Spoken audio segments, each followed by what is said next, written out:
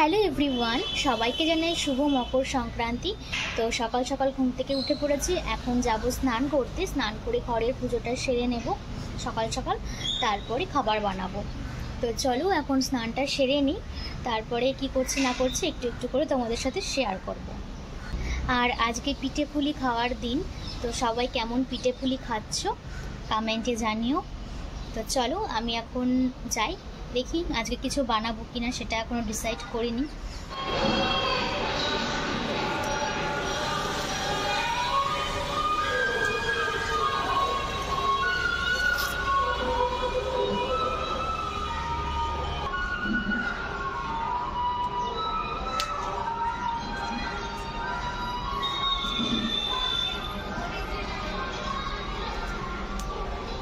ফুলগুলো দেখো তুলে নিলাম, এবার পুজো দিয়ে নেব।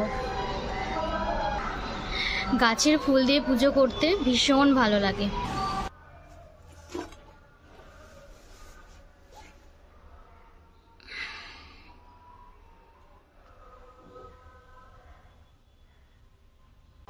Good morning. Good morning. কি খাবা আজকে? আজকে ঘুগনি লুচি খেতে ইচ্ছা করছে। দেখি ঘুগনি লুচি বানানো যায় নাকি। এখানে ছোলা আমি একটু ভিজিয়ে রেখেছিলাম, আর দেখো আলু কেটে নিয়েছি। এবার এগুলোকে আমি একটু সিটি মেরে নেব।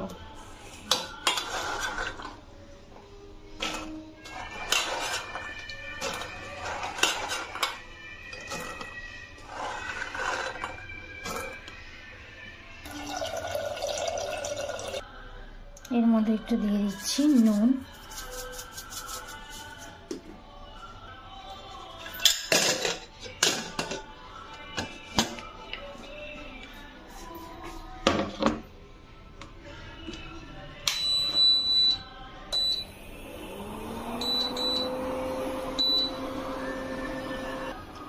আর এখানে দেখো ময়দাটাকেও মেখে রেখেছি।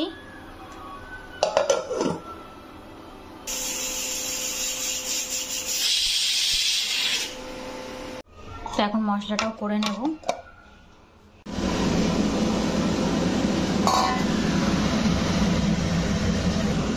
লুচি করাদের না উপর থেকে ছাড়তে লাগে না, সাইড দিয়ে দিতে হবে।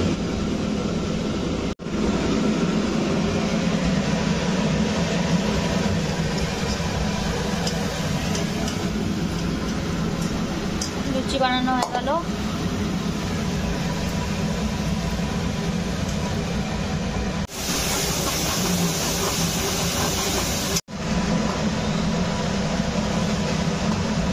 এই নাও তোমার লুচি ঘুগনি। Thank you. খেয়ে বলো কেমন হয়েছে।